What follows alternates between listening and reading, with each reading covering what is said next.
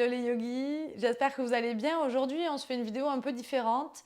J'aimerais vous parler des arm balance. J'adore pratiquer les arm balance. Si vous me suivez sur Instagram, vous pouvez voir que c'est quelque chose que je fais assez régulièrement et que j'aime beaucoup enseigner parce que ça nous apprend beaucoup sur le dépassement de la peur, mais aussi sur la perception de notre corps.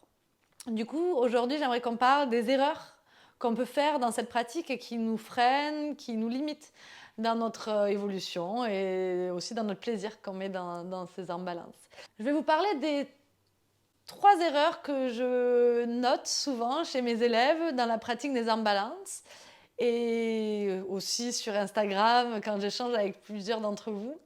La première chose qui est essentielle, ça va être d'oublier de s'échauffer.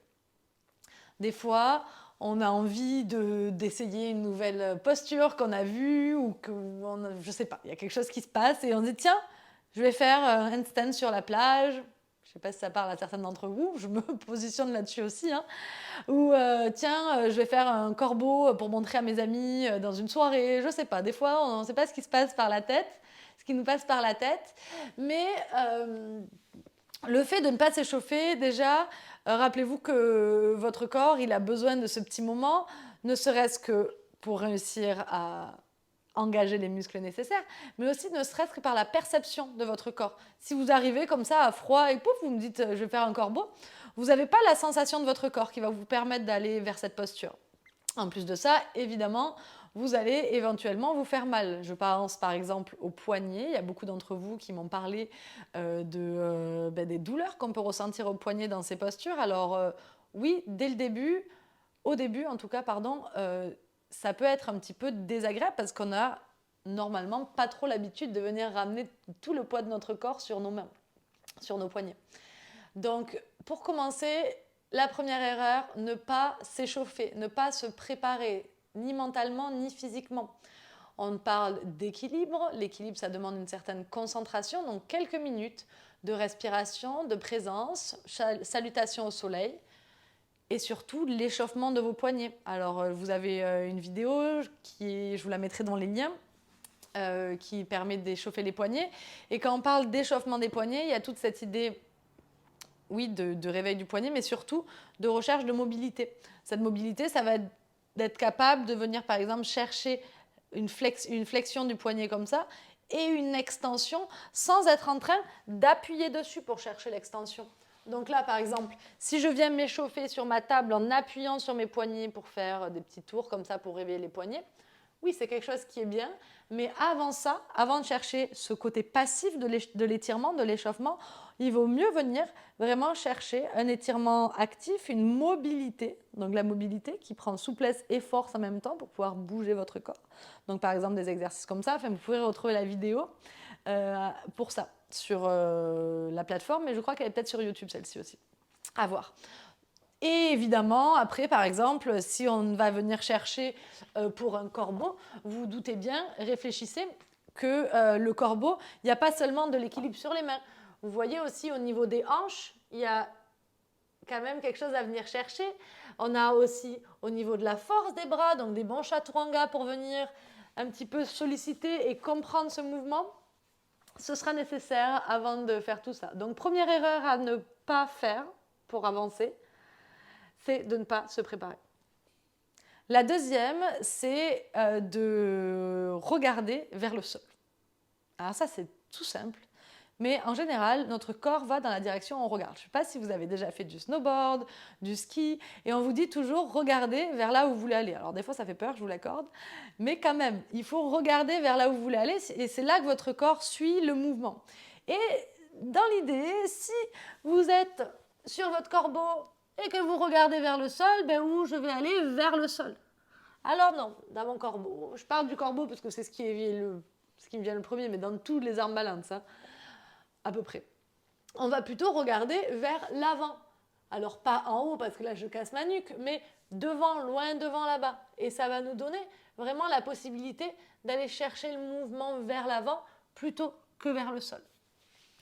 Donc ça, c'est quelque chose de très simple, qui ne demande pas beaucoup d'explications, mais regardez là où vous voulez aller, et surtout ne regardez pas au sol, parce que vous ne voulez pas aller vous écraser au sol. Ça paraît assez logique. Et la dernière chose, ça va être cette notion de peur. Alors, oui, il n'y a pas que la peur qui fait qu'on ne réussit pas des fois à trouver la posture qu'on recherche, mais la notion de peur va t'empêcher de trouver l'équilibre. Pourquoi ? C'est très simple. La notion de peur, ça fait quoi ? Ça fait que quand vous êtes dans votre posture des arm balance, au lieu d'oser aller vers l'avant, vous allez rester vers l'arrière. Et imaginez tous vos arm balance comme une balance. Assez logique ce que je raconte là aussi. Imaginez bien que là, si j'ai tout mon poids vers l'arrière et que j'ai peur d'avancer le poids vers l'avant, je pourrais essayer autant que je veux, ça ne fonctionnera pas. Imaginez, vous avez du poids vers les pieds et du poids vers l'avant, et bien vous voulez glisser le poids vers l'avant. C'est assez simple, on peut le faire ensemble debout, juste peu importe où vous êtes, vous pouvez vous mettre debout, même si vous m'écoutez, je ne sais pas, dans le métro, peu importe. Pas très pratique dans le métro, ça bouge. Debout, forcément, si je veux faire un pas vers l'avant, mais que je mets tout mon poids vers les talons, ça ne marche pas. Alors que si je veux aller vers l'avant, hop, je mets le poids vers l'avant et j'avance. Les mains, c'est pareil. Si je mets tout mon poids vers la base des mains, vers la base du poignet, et que je ne mets rien dans mes doigts, ben, je ne vais pas réussir à trouver l'équilibre vers l'avant. Je veux bien répartir mon poids. Ça, la répartition du poids dans les mains, on peut très bien la ressentir sans chercher à faire un arm balance. Je plie les genoux pour que ce soit confortable pour mes ischios. Et juste, je me rends compte que je peux ramener du poids dans le bout de mes doigts et qu'en poussant dans mes doigts, je me ramène vers l'arrière. Et ça rassure pas mal son esprit en général en disant « Ok, j'ai aussi cette force dans les mains qui va me permettre de contrôler vers l'avant en me repoussant vers l'arrière. » Donc ça, c'est un exercice à faire, juste de sentir que là, hop, je ramène le poids dans mes doigts et je me repousse. Je sens mon avant-bras qui s'active aussi.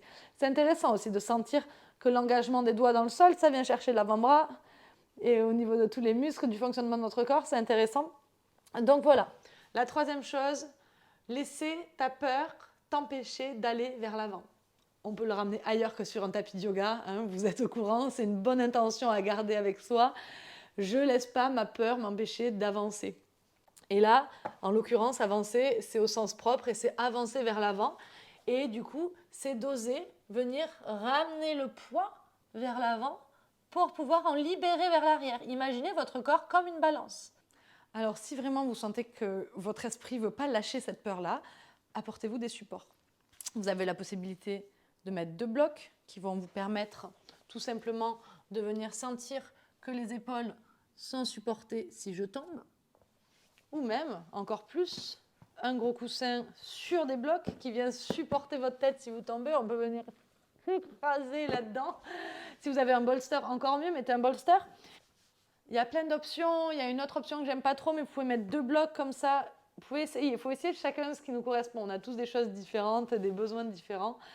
Moi, j'aime pas trop celle-là parce que je trouve que du coup, ça ne permet pas d'apprendre la répartition du poids et ça vient plus nous supporter que supporter notre peur.